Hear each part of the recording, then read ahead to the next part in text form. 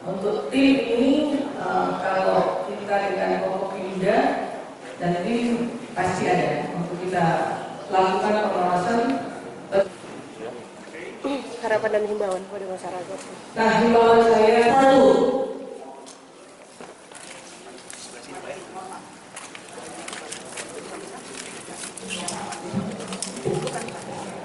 Wakil Dirjen Keuangan bersama unsur forum koordinasi di Purwokerto, mewakili Kejaksaan Negeri Purwokerto, selanjutnya mewakili Ketua Pengadilan Negeri Purwokerto. Saat ini para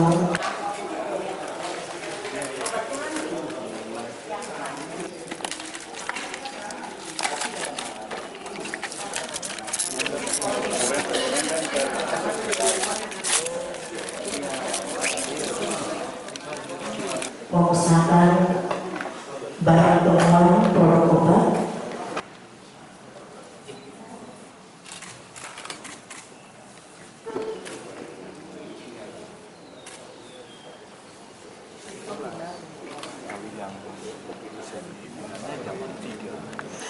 Bapak Ibu hadirin yang kami hormati, selanjutnya marilah kita dengarkan.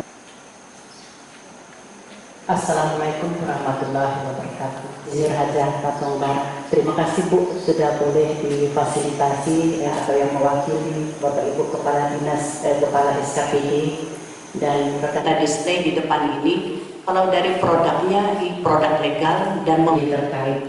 Nah hasilnya mulai dari bulan Mei sampai dengan Agustus. sekian kali Ibu ketemu saya dan menceritakan terkait, namun dijual di tempat yang tidak seharusnya. Harusnya menjual ini adalah dari komiksi ini sudah kita rasakan.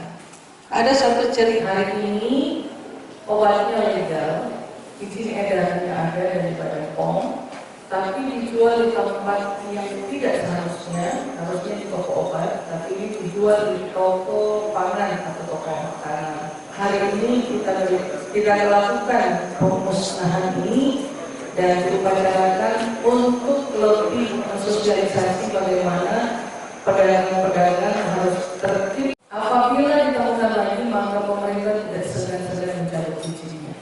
Itu langkah konkret kita untuk bisa lebih bukti bahwa hari ini benar-benar bukti bahwa kita telah melakukan inisiatif yang kuat agar ke depan menjadi pelajaran bagi seluruhnya untuk tidak melakukan hal seperti ini dan 7.000 lebih saset ya kalau total ya. Total.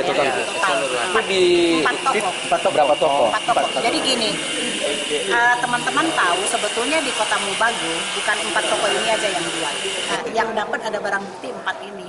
Ini toko memang jual obat atau gimana Bu? Enggak, mereka tuh ada toko pangan, sebagian besar toko pangan ya, jual makanan. Tapi mereka jual itu dan mereka jualannya paling banyak tuh di atas 10 malam.